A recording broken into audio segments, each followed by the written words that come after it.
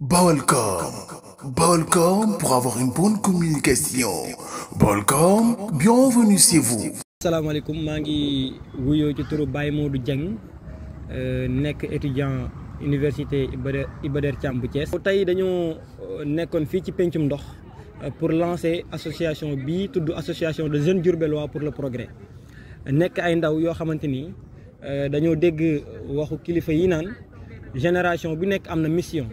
waaye nag ñaari choix la am ci mission soit da koy accomplir mbaa mu trahir ko ñun nag ñu bokk ci ndaw yi nga xamante ni dañoo jàpp ni suñu mission accomplir lañ ko war a def waaye waruñu koo trahir ñu yaakaar itam que ni samp association pour mën a créer une communauté ci noonu la ñu war a mën a participer ci naka la ñuy jubbantee suñu gox naka lañ koy defaree. looloo tax tey ñu daje fii ci pencum ndox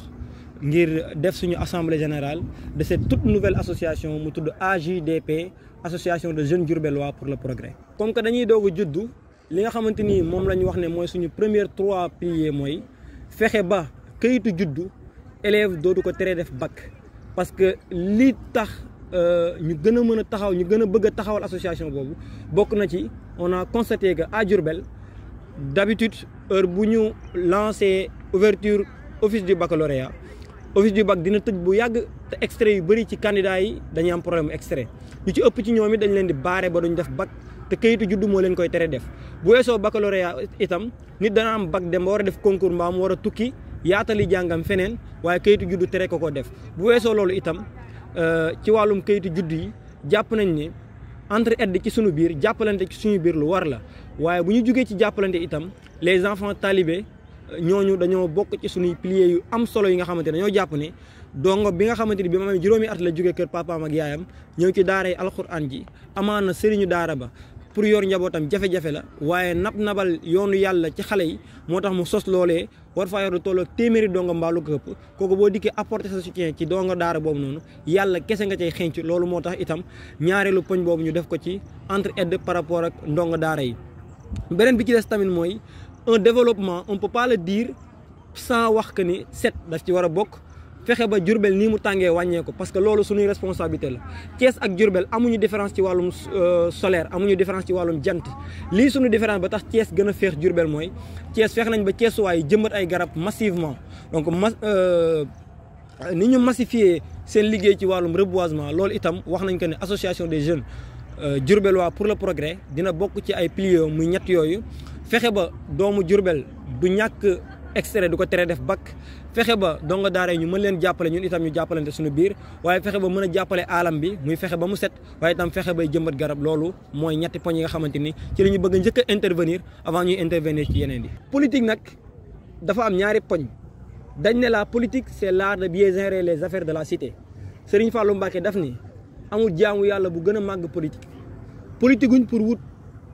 poste politique guñ pour wut dara. mais ànduñoo itam benn politicien lii tax ñu ne dañuy politique nag mooy politique de développement boo jëlee bant fii mu sampe te nar a gaañ nit nga sempi ko teg ko feneen c'est une action politique. politique c'est l'art de bien gérer les affaires de la cité bu fekkente ne loolu mooy politique ñi ngi ci bu fekkente ne nag leneen mooy politique mooy xëccoo poste mbaa jàppale ji benn politicien non association bi nekkul ci loolu. loolu itam lu ñu waxtaanee la bu yàgg. on a constaté que Diourbel boo calculer association yi fi nekk nga dugg sur Facebook y a plus de 100 associations y a plus de 100 mouvements loolu yi nag li ko tas ñun dañuy ñaan yàlla mu bañ a nekk liy tas suñu bos yàlla bu mu tas dañ ko sos ci weer wii di weeru tamxarit di ñaan yàlla na ko yàlla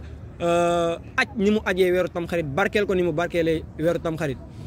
lii tax association di tas bokk na ci manque de volonté yàlla dimbale nañu suñu kuréel gii ñuy doog a sos ñu jàpp que ne jeunes yu bëri yi nga xamante ni adhéré wu nañ ci ce sont des personnes de volonté mais aussi ñu bëri ñi nga xamante ni dugg nañ ci mooy ñi courant bi masse ba pare mooy ñi nga xamante ni